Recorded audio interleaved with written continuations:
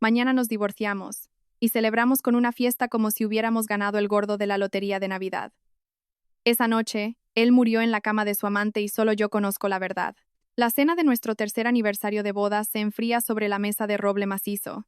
Miro fijamente el humo de la vela que parpadea junto a las fotografías de los abuelos en el aparador, con el corazón más helado que el plato de cocido madrileño cuya grasa ya se está cuajando por el frío. La última lágrima de resignación que tragué durante 1000 días como esposa finalmente se ha secado. El clic de la manilla de la puerta resuena en la quietud de la madrugada, trayendo consigo un olor a perfume barato que anuncia una tormenta devastadora a punto de desatarse. ¿Acaso el sacrificio supremo de una mujer es el cuchillo invisible que acaba con el resto de su propia vida? El reloj marcaba exactamente las 9 de la noche. Yo estaba concentrada en la pequeña cocina, preparando cuidadosamente los platos de tapas y la cena que a Alejandro tanto le gustaban. Hoy era nuestro tercer aniversario de bodas. 3 años, un tiempo no muy largo en la vida de una persona, pero suficiente para exprimir la juventud y la paciencia de una mujer. Me había quedado en un segundo plano, abandonando mi propia carrera para ocuparme de la casa, servir a la familia de mi marido e incluso reunir cada euro de mis ahorros para que Alejandro pudiera abrir su propio despacho de abogados en Madrid. Y sin embargo, ese sacrificio estaba a punto de cambiar por un final amargo. El sonido de la puerta principal resonó. Alejandro entró en casa, con un ligero olor a vino de Rioja mezclado con un perfume de mujer que se aferraba a su cuello. No miró la mesa preparada ni una sola vez y arrojó directamente un fajo de folios blancos sobre la mesa de cristal. El sonido del papel golpeando la superficie rompió la atmósfera silenciosa de la noche. Mira el documento. Mañana por la mañana vamos a los juzgados, soltó Alejandro con frialdad. Mis ojos se posaron en las letras en negrita de la parte superior. Acuerdo de divorcio. Cada página que pasaba era un corte de cuchillo a mi última gota de paciencia. Alejandro era un abogado tan experimentado que calculó todo sin dejarle a su esposa abnegada ninguna salida. En el acuerdo, el piso en el que vivíamos en Madrid pasaría a ser propiedad de su familia. ¡Qué ridículo! Para conseguir los 50.000 euros de entrada para comprar esta casa, mi madre tuvo que vender a regañadientes las tierras familiares que teníamos en un pueblo de Toledo. Y ahora, sobre el papel, el titular era mi suegro. El único coche de la familia me lo dejaba generosamente a mí, pero venía acompañado de un enorme préstamo del banco que tendría que pagar sola cada mes. Los ahorros conjuntos de nuestro matrimonio se dividían dejándome solo una décima parte, con la excusa de que yo era ama de casa y no generaba ingresos directamente. Has calculado demasiado bien, hasta te has tragado entero el dinero que sacó mi madre por la venta de sus tierras. Levanté la vista hacia el hombre con el que había compartido cama, con un tono extrañamente tranquilo. Alejandro esbozó una sonrisa fría, con los ojos llenos de desprecio. La ley habla con pruebas. Las escrituras de la casa están a nombre de mi padre. ¿Con qué derecho reclamas? Por consideración a nuestros 3 años de matrimonio, te dejo el coche. Firma rápido para que pueda ir a resolver otros asuntos. No cayó ni una sola lágrima, tal vez porque ya había llorado demasiado en esas noches de soledad en la cama, o tal vez porque había visto hasta el fondo la naturaleza cruel de este hombre. Cogí el bolígrafo y firmé con decisión en la esquina inferior del documento. Una vez hecho, no dije una palabra más y me dirigí directamente al dormitorio. Solo tardé 15 minutos en meter algo de ropa y mis documentos de identidad en una maleta pequeña. Arrastré la maleta hacia la puerta, dejando atrás al hombre que sonreía con arrogancia.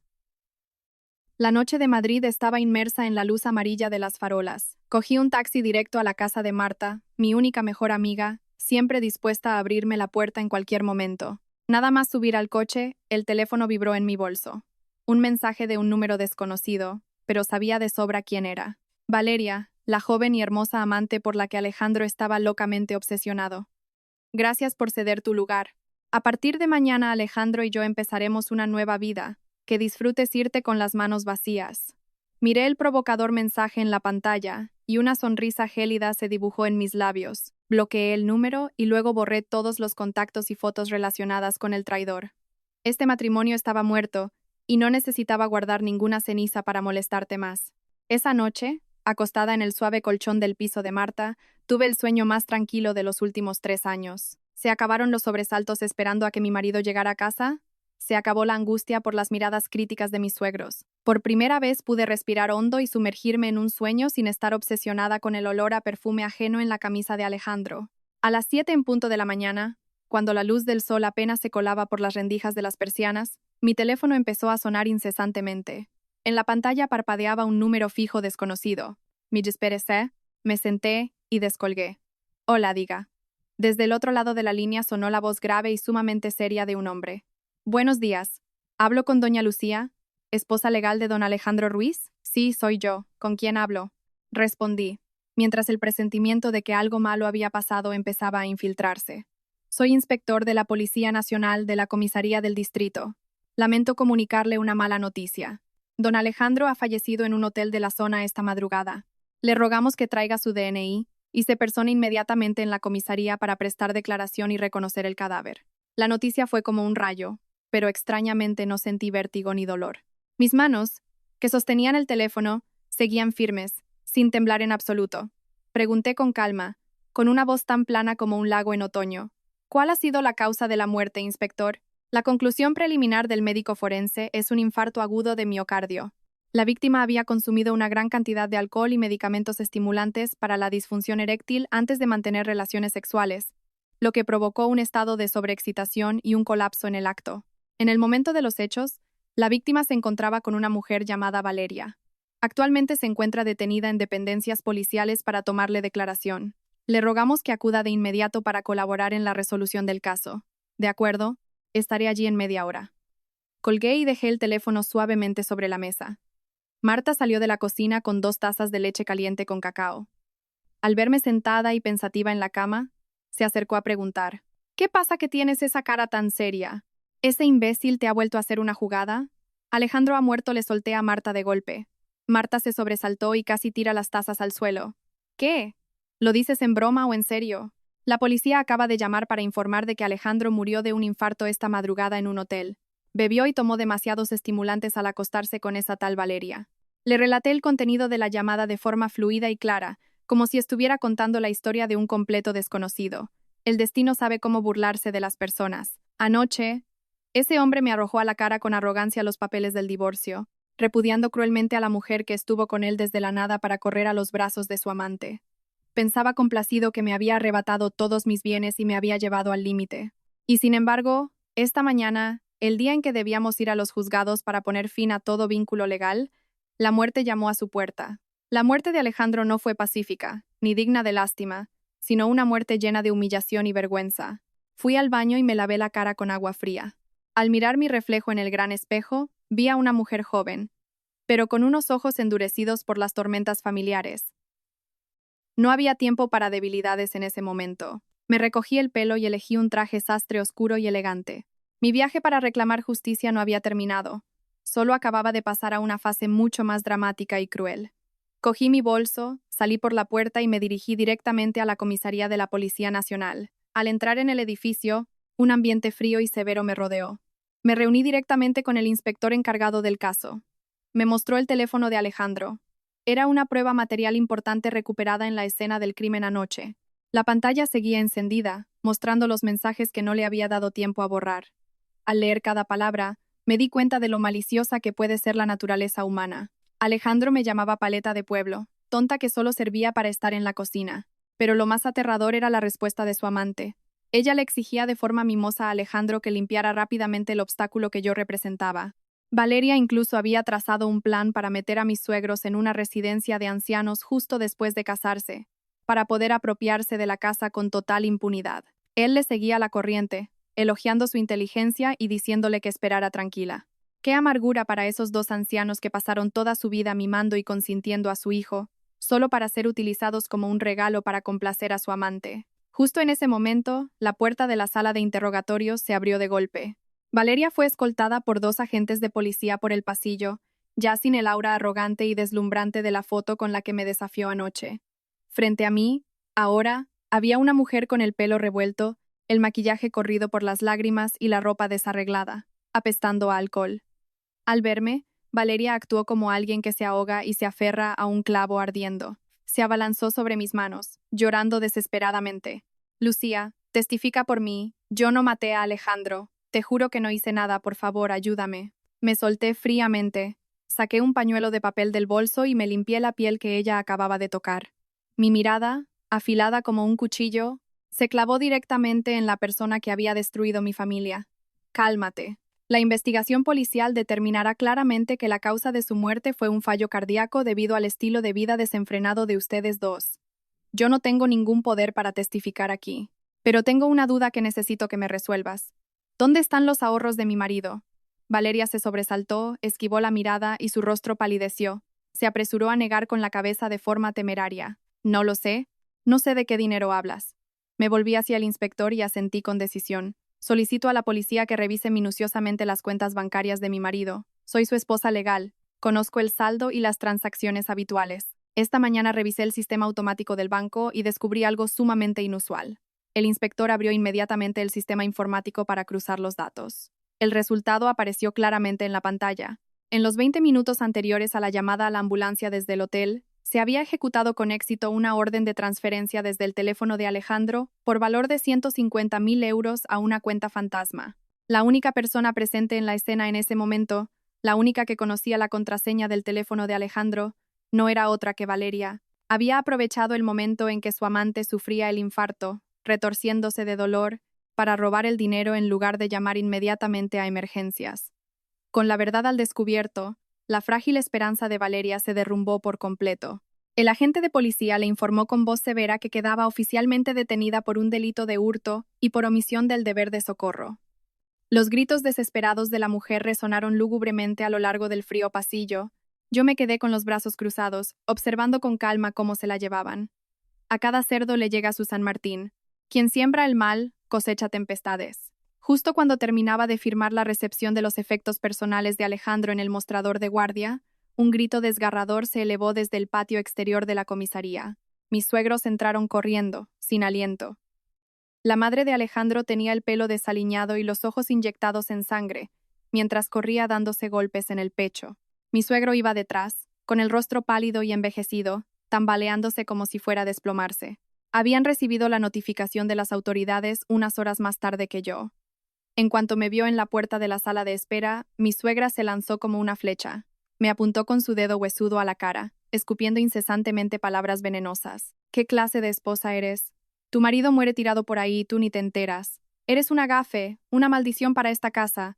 Devuélveme a mi hijo. Estuvo a punto de levantar la mano para abofetearme, pero retrocedí un paso rápidamente, esquivando el golpe injusto. Mis ojos no mostraban ningún temor ni humillación como antes. Mi paciencia se había agotado junto con el acuerdo de divorcio de la noche anterior. Abrí mi bolso, saqué el folio blanco inmaculado y lo tiré sobre la mesa de la sala de espera frente a los dos ancianos. Miren bien. Su hijo me tiró esto a la cara anoche. Me obligó a divorciarme, me echó de casa con las manos vacías y una montaña de deudas. Ya me fui de su casa anoche. Ahora, si vive o muere, ya no tiene nada que ver conmigo. Mi suegro recogió el documento con manos temblorosas. Las palabras del acuerdo de divorcio y la nítida firma de Alejandro lo dejaron atónito. Mi suegra seguía terca, tratando de defender a su preciado hijo. Me gritó delante de todos. Seguro que has hecho algo malo para que te echara. Mi hijo era un gran abogado. ¿Cómo iba a tratar mal a su mujer? Todo es culpa tuya. Solté una amarga carcajada. Deslicé el dedo por la pantalla del móvil, abriendo la foto que Valeria me había enviado la noche anterior. Acerqué la pantalla a los ojos de mi suegra. En la foto, Alejandro y Valeria se abrazaban íntimamente, levantando copas de vino para brindar por su nueva vida, acompañados de un mensaje lleno de descarada provocación. Esta es la razón por la que su hijo me echó. Se fue a poner los cuernos, bebió demasiado, y se tomó una sobredosis de estimulantes, y por eso se murió. Nadie lo mató, se mató él solo. Además, la mujer de esa foto estaba planeando meterlos a ustedes en una residencia de ancianos para quedarse con toda la casa. Hablé cada palabra con claridad y contundencia. Mi suegra se quedó paralizada, mirando fijamente la foto. Justo en ese momento, Valeria fue escoltada por los agentes desde la sala de interrogatorios hacia el área de calabozos. Al ver a la persona que había causado indirectamente la muerte de su hijo, y que además planeaba robarle su patrimonio, mi suegra soltó un rugido de rabia. Se abalanzó sobre Valeria como una fiera descontrolada. «Zorra desgraciada, mataste a mi hijo. Querías robarme la casa. Devuélveme la vida de mi hijo». Agarró el pelo enmarañado de Valeria, tirando de él hacia atrás, y comenzó a darle bofetadas sin parar en el rostro de la amante. La caótica escena estalló en medio del vestíbulo de la comisaría. Los gritos de Valeria, los insultos venenosos de mi suegra y las voces de los policías intentando separarlas se mezclaron en un ruido ensordecedor. Mi suegro se desplomó en un banco, llevándose la mano al pecho, respirando con dificultad. Yo retrocedí a un rincón seguro, cruzada de brazos, contemplando la tragedia de esa familia. Los que antes se aprovechaban de su posición para pisotearme, ahora se destrozaban entre ellos en medio de la rabia y la humillación. Todo parecía brutalmente real, pero en mi interior crecía una inmensa sensación de paz. Tras un gran esfuerzo, los agentes lograron separar a mi suegra de la amante. Mi suegra jadeaba, con el pelo revuelto y la ropa descolocada. Una vez desahogada su ira, se volvió hacia mí con una mirada que mezclaba súplica con su habitual tono de mando. Mi suegro también se acercó arrastrando los pies, con voz ronca y abatida. Lucía, después de todo, eres la esposa legítima de Alejandro. Hay que cumplir con el deber. Ahora que mi hijo no está, ¿a quién vamos a aferrarnos estos dos viejos? Hazte cargo del velatorio y del funeral de tu marido para cumplir con tu deber como esposa. Me erguí, crucé los brazos sobre el pecho y los miré directamente a los ojos. ¿El deber como esposa? ¡Qué ridículo! ¿Por qué nadie mencionó ese deber cuando me echaron a la calle en medio de la noche? Respondí con calma, con voz firme y cortante. No olviden el acuerdo de divorcio que les acabo de mostrar. Anoche, su hijo declaró que se acababa todo entre nosotros y me echó a la calle para hacerle sitio a esa amante. Ahora que muere por su vida de excesos, ¿quieren que cargue con el papel de esposa? Me niego rotundamente a organizar absolutamente nada. Mi suegra abrió mucho los ojos, dispuesta a usar su táctica habitual de suegra opresora para obligarme. Se puso las manos en las caderas y espetó: no seas desagradecida. Durante 3 años has comido en esta casa, gastando el dinero de mi hijo, y ahora que está bajo tierra, quieres lavarte las manos e irte. ¿Eso es lo que vas a hacer? No dejé que terminara la frase y contraataqué de inmediato. Qué bien habla. Si vamos a hablar de dinero, dejemos las cuentas claras.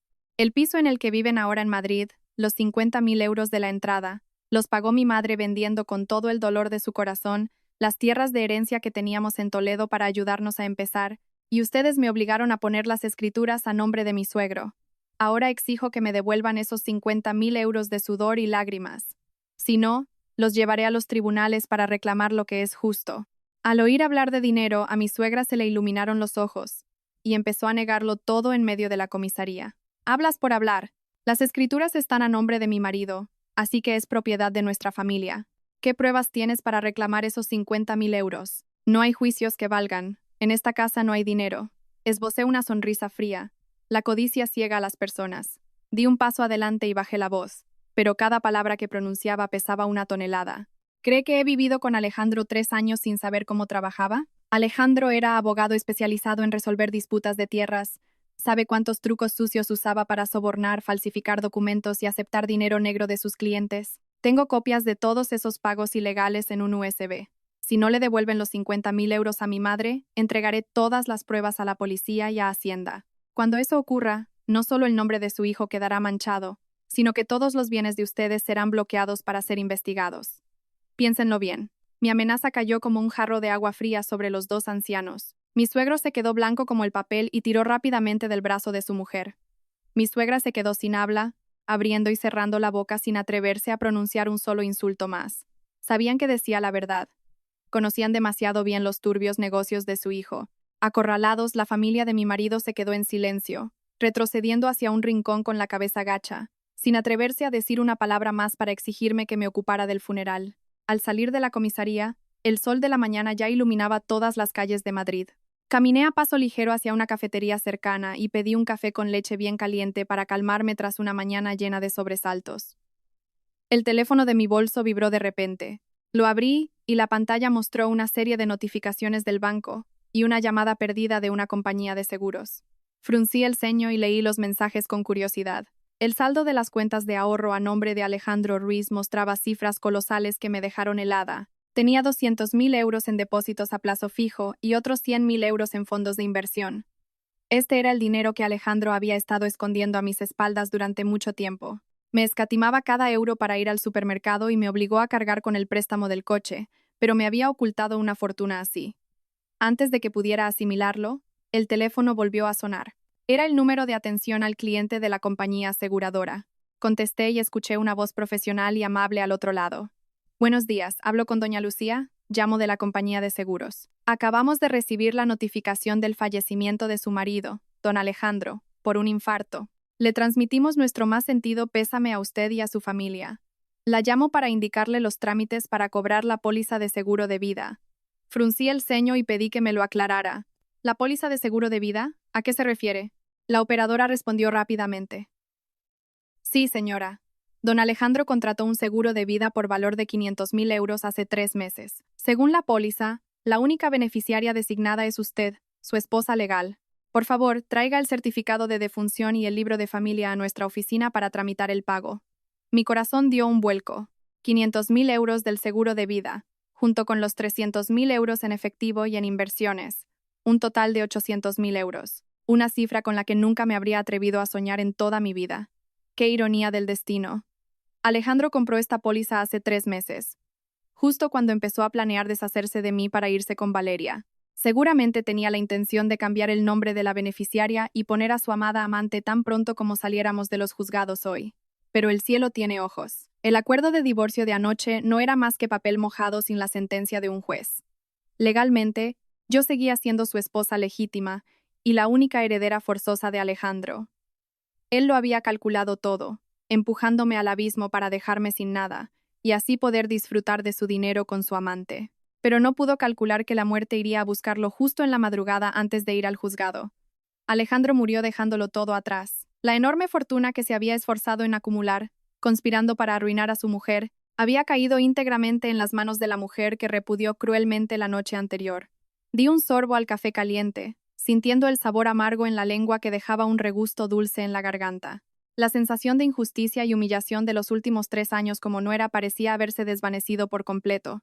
Esto no era suerte caída del cielo, era la ley del karma, una compensación justa que el destino me otorgaba por el sacrificio de mi juventud y por las lágrimas secas de mi madre en su pueblo. Levanté la cabeza y respiré hondo. Mi vida, a partir de este momento, había pasado a una página completamente nueva. Después de salir de la cafetería, fui directamente a la sucursal principal del banco en el centro de Madrid para realizar los trámites de verificación de la herencia. Sentada en la sala VIP para clientes especiales, la directora de la sucursal me recibió con extrema cortesía. Al revisar la gruesa carpeta de documentos legales, que incluía el certificado de defunción, el libro de familia y el acuerdo de divorcio sin el sello del juzgado, la directora comprobó cada apartado y levantó la vista con una sonrisa profesional. Doña Lucía, hemos revisado el testamento que don Alejandro registró hace 2 años y su documentación es completamente válida. Usted figura como heredera universal de todo el saldo de 200.000 euros y la cartera de inversión de 100.000 euros. Por ley, sus suegros tendrían derecho a la legítima, pero como el piso de Madrid ya está a nombre de su padre, esa cuota legal queda cubierta a su favor. Nuestro departamento jurídico la ayudará a preparar la escritura de adjudicación con el notario y a liquidar el impuesto de sucesiones para traspasar todo el patrimonio a su nombre. Asentí suavemente, firmé los poderes para el abogado del banco y recuperé los documentos originales. La sensación de sostener un bolígrafo para reclamar lo que legítimamente me pertenecía era verdaderamente liberadora. Justo cuando salía por la gran puerta de cristal del banco volvió a sonar el teléfono. Al ver un número desconocido en la pantalla, descolgué y me llevé el teléfono al oído. «Eres Lucía, ¿verdad? Soy Paula, la hermana de Valeria». La voz al otro lado de la línea era descarada, altanera y carente del más mínimo respeto. Me detuve a la sombra de un árbol en la acera y respondí con calma. «¿Para qué me llamas? Tu hermana está en el calabozo de la comisaría. Deberías ir allí a buscarla». Paula chasqueó la lengua con fastidio y exigió en voz alta. «No te llamo por mi hermana. Llamo para exigir que me devuelvas los bolsos de Loewe, la ropa de marca y el anillo de diamantes que Alejandro le compró a mi hermana. Todo eso está en el piso de mi hermana, pero me han dicho que has mandado cambiar la cerradura. Son regalos personales de Alejandro. No tienes derecho a confiscar nada». Me eché a reír a carcajadas, una risa llena de desprecio por la estupidez y la codicia de esas 2 hermanas. Endurecí la voz y le lancé una fría advertencia. «Escúchame bien, Paula. Todos esos bolsos de marca, la ropa y el anillo de diamantes que Alejandro le compró a tu hermana fueron pagados con fondos de nuestra cuenta bancaria conjunta. Según la ley, mi marido no tenía derecho a vaciar el dinero común del matrimonio para mantener a una amante sin mi consentimiento. Tengo todo el derecho a interponer una demanda para recuperar hasta el último céntimo del valor de esos artículos de lujo.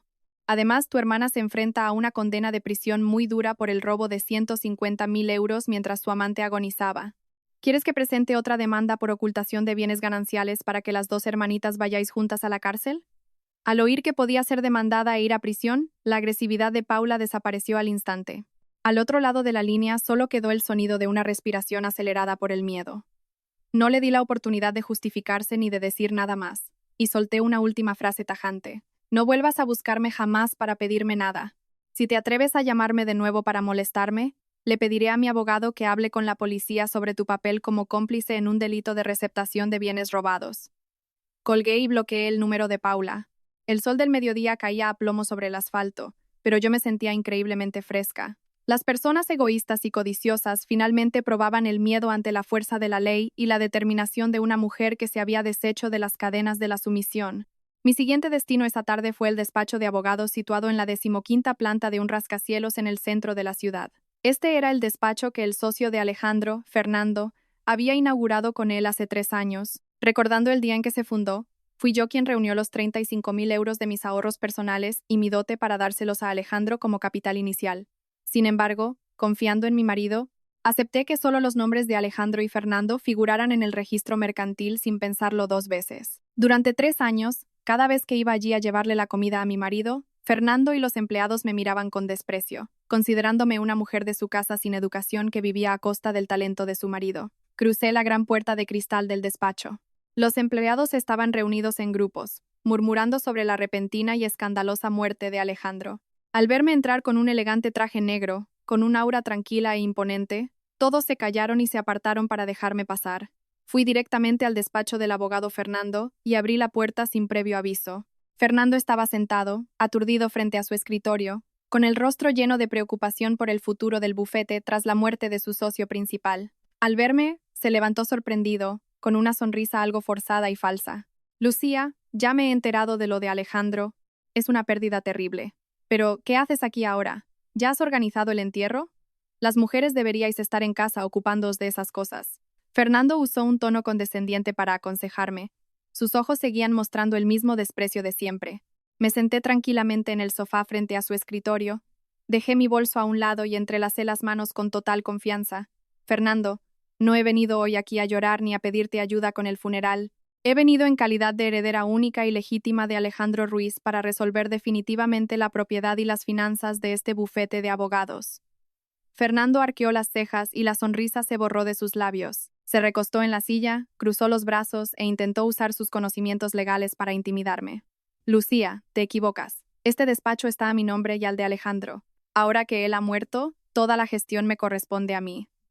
Tú solo eras su mujer, un ama de casa que no entiende de derecho mercantil. ¿Cómo vas a meterte en los negocios aquí? Creo que deberías volver a casa a esperar. Y cuando tenga tiempo, calcularé una cantidad para darte una ayuda moral. Miré a Fernando directamente a los ojos, esbocé una sonrisa fría y hablé con firmeza. Cada palabra que pronuncié contenía la terminología técnica exacta, lo que lo dejó estupefacto. No intentes asustarme con tu palabrería. Hace 3 años, fui yo quien transfirió 35.000 euros desde mi cuenta personal a la tuya como capital inicial para Alejandro. Todavía conservo todos los recibos bancarios y los correos del acuerdo interno entre nosotros 3. Según la Ley de Sociedades de Capital y el Código Civil vigente, tengo derecho a heredar el 50% de las participaciones de Alejandro en este bufete. Fernando empezó a palidecer y a sudar frío bajo la luz del despacho. No me detuve y le lancé el golpe definitivo. Exijo que colabores con la empresa de auditoría independiente que he contratado para revisar todos los flujos de caja, los contratos de servicios legales y los libros de contabilidad del despacho de los últimos 3 años. Sé perfectamente que este despacho tiene muchos ingresos en dinero negro provenientes de los casos turbios de Alejandro, de los cuales tú también te has beneficiado. Vas a liquidar el 50% de las participaciones de Alejandro, convirtiéndolas en efectivo de forma transparente, y las transferirás a mi cuenta esta misma semana. Si intentas ocultar o desviar fondos, enviaré toda esta contabilidad B a Hacienda y al Ilustre Colegio de Abogados de Madrid. Cuando eso ocurra, no solo cerrarán este despacho, sino que a ti te inhabilitarán de por vida. Fernando se quedó sin una gota de sangre en la cara. Se dio cuenta de que la mujer que tenía delante ya no era el ama de casa sumisa y fácil de intimidar de antaño, sino una rival formidable que tenía en sus manos su punto débil. Fernando se sirvió temblando un vaso de agua, dio un trago largo para recuperar la compostura y asintió aceptando, con un tono de total sumisión. De acuerdo, Lucía, cálmate. Le diré al contable que prepare los números inmediatamente. Resolveremos esto de forma amistosa y justa. No hay necesidad de llegar a esos extremos. Me levanté Me arreglé la chaqueta y miré al hombre que antes me despreciaba con la mirada altiva de una vencedora. Me parece perfecto. Volveré este viernes para firmar el acta y recibir el pago. Que dirijas muy bien el despacho. Me di la vuelta y me marché. El eco de mis tacones resonó con fuerza por todo el pasillo del bufete de abogados. Esta rectitud y orgullo era lo que merecía después de tantos años soportando las miradas despectivas de los demás. La primera parte de mi patrimonio procedente del bufete ya estaba oficialmente en mis manos. Exactamente una semana después de aquel fatídico día, todo el dinero de la herencia de las cuentas bancarias, el seguro y el dinero de las acciones del bufete de Fernando ya estaba a salvo en mi cuenta personal. Al sostener la tarjeta bancaria que contenía una inmensa fortuna, lo primero en lo que pensé no fue en comprar artículos de lujo ni en viajes extravagantes para compensarme. La única imagen que me vino a la mente fue la figura trabajadora de mi madre en su pueblo, la madre que había tenido que vender con dolor la vieja casa de piedra y teja que había pertenecido a nuestra familia durante generaciones, para reunir los 50.000 euros para que su hija se casara. Y yo, como una hija inútil, había dejado que la familia de mi marido se lo arrebatara. Mi corazón se llenó de un nudo de tristeza. Decidí coger el primer autobús directo y regresar al tranquilo pueblo de Toledo. Al llegar, el paisaje me resultaba tan familiar como siempre. Caminé directamente hacia la antigua casa de mi familia, donde ahora vivía un matrimonio de mediana edad que la había comprado. Teniendo recursos financieros de sobra, no dudé en ofrecerles el doble del precio de mercado. Al ver una oferta tan tentadora, la pareja aceptó firmar un contrato de arras esa misma tarde. Acordamos ir a la notaría el mes siguiente para firmar las escrituras definitivas, pero me entregaron un juego de llaves de inmediato. Con las llaves de nuestra antigua casa en la mano, las lágrimas estuvieron a punto de brotar. Las tierras que guardaban mi infancia y el sudor de toda la vida de mi madre finalmente habían vuelto a su verdadera dueña. Caminé por el sendero familiar que conducía a la humilde casa al final del pueblo donde mi madre había estado viviendo prestada por unos parientes lejanos durante los últimos 3 años. Al verme desde la puerta, mi madre soltó las verduras que estaba preparando y corrió a recibirme. Su pelo tenía más canas y las arrugas se marcaban profundamente en las comisuras de sus ojos. Al verme llegar sola con una maleta, me preguntó preocupada: ¿Cuándo has llegado? ¿Por qué no me avisaste para ir a recogerte? ¿Y Alejandro? ¿Os habéis vuelto a pelear, hija? Abracé a mi madre respirando el olor familiar de su ropa desgastada. Todas las cargas, todo el sufrimiento de los últimos años parecieron desvanecerse en ese cálido abrazo. Sonreí, tratando de mantener la voz firme para no ahogarme por la emoción. Mamá, a partir de ahora me vengo a vivir contigo. Alejandro ha muerto. Es una historia larga, ya te la contaré con calma. Pero hoy te traigo un regalo incalculable. Dicho esto, saqué de mi bolso un llavero brillante y el contrato de arras, y los puse cuidadosamente en las manos curtidas de mi madre. Mi madre miró confusa las llaves y luego el texto en el papel con su nombre. ¿Qué es esto, hija? ¿Por qué están aquí los papeles de nuestra antigua casa? He usado el dinero que me correspondía por derecho para recomprar nuestra casa. Ya no tenemos que vivir de prestado. Volvemos a nuestra querida casa, mamá. Mi madre se quedó paralizada. Sus manos huesudas acariciaron temblorosas cada página del documento. Las lágrimas cayeron empapando el papel. Me abrazó con fuerza y sollozó en voz alta. Eran lágrimas de liberación, de absoluta felicidad. Después de tantos años de soportar humillaciones por amor a su hija, las dos nos quedamos abrazadas llorando en medio del patio. Esa enorme fortuna, al fin y al cabo, no eran más que números sin vida, pero el mayor valor que aportaba era la sonrisa y la paz de la madre a la que más quería en el mundo.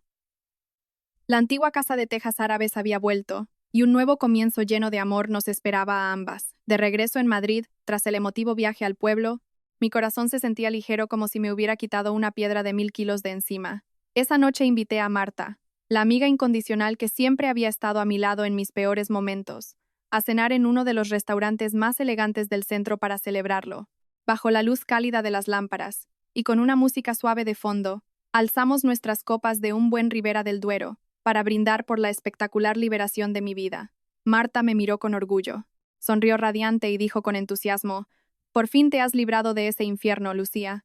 Mírate ahora, hermosa, rica y llena de orgullo. Ese miserable no tuvo la suerte de merecerte». Di un pequeño sorbo al vino tinto, sintiendo el sabor en mi lengua.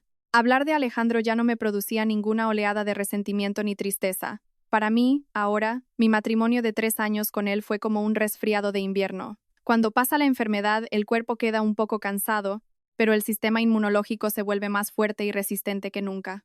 Y yo ya estaba completamente curada. Saqué mi teléfono móvil, Abrí la nube de almacenamiento de datos donde guardaba las últimas copias de seguridad de los mensajes y fotos antiguas de Alejandro y su familia. Sin dudarlo, pulsé el botón de borrar definitivamente.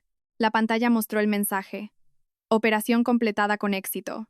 El oscuro pasado había sido borrado por completo, sin dejar rastro. Ya he borrado todo sobre él, Marta. A partir de mañana voy a empezar a cumplir los 3 mayores propósitos de mi vida, le compartí a mi amiga con entusiasmo. Marta se inclinó hacia adelante con curiosidad, con los ojos brillando de expectación. ¿Qué propósitos? Cuéntamelo. El primero. Todo el dinero de la indemnización del seguro y las participaciones del bufete lo transferiré a fondos de inversión a largo plazo y cuentas de ahorro seguras. Necesito una base financiera muy sólida. El segundo. Mañana mismo buscaré a los mejores albañiles para ir al pueblo y reformar por completo la casa de mi madre para que sea cómoda y resistente. Mi madre ha sufrido toda su vida.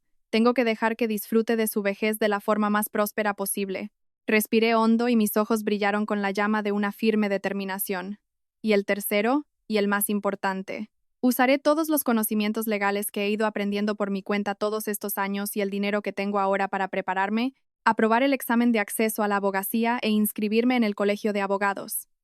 En el pasado retrocedí por mi familia, sacrificando mi pasión para ser el ama de casa de mi marido, pero ahora me levantaré sobre mis propios pies. Me convertiré en una gran abogada y usaré la ley para defender a las mujeres vulnerables, para evitar que sufran las mismas injusticias que yo viví. Marta aplaudió con entusiasmo, con los ojos húmedos por la emoción. Fantástico, amiga mía. Siempre supe que podías lograrlo. Brindemos por la futura abogada. El tintineo de las copas de cristal resonó claramente en el ambiente cálido, fundiéndose con las sonrisas radiantes de dos mujeres independientes y dueñas de sí mismas. A la mañana siguiente, el cielo de Madrid estaba despejado, sin una sola nube, y los rayos dorados del sol bailaban sobre las hojas de los árboles. Salí del piso de Marta, llevando un abrigo de color beige nuevo, elegante y moderno. Caminé por la amplia acera, con la cabeza alta, recibiendo la brisa fresca que agitaba mi pelo. A mis espaldas quedaba el trágico matrimonio, sepultado en el pasado junto con las personas codiciosas y crueles que estaban pagando un alto precio por sus propios pecados. Frente a mí, un nuevo horizonte resplandecía con la luz del amanecer, abriendo sus brazos para darme la bienvenida. Sonreí radiante, dando pasos firmes hacia una vida completamente libre, orgullosa y llena de esperanza. El sol de la tarde se filtraba por el tejado de tejas recién reparado. Estaba sentada tranquilamente pelando unas verduras junto al pozo de piedra en el patio del pueblo. Sentía una paz inmensa al escuchar la tos ocasional de mi madre desde la pequeña cocina. Las tormentas habían pasado, y aquellos codiciosos que pisotearon la moralidad habían tenido que bajar la cabeza y pagar un precio muy caro ante el castigo de la ley y el karma. La vida de una mujer puede tener aguas turbias o claras, pero nunca debe resignarse a entregar su destino a la traición. Cuando el amor se acaba, el respeto por una misma y el valor propio son cosas que jamás deben perderse. Soltar a quienes no lo merecen no es un fracaso, sino la forma en que nos abrimos la puerta a nuestro propio y más brillante renacer.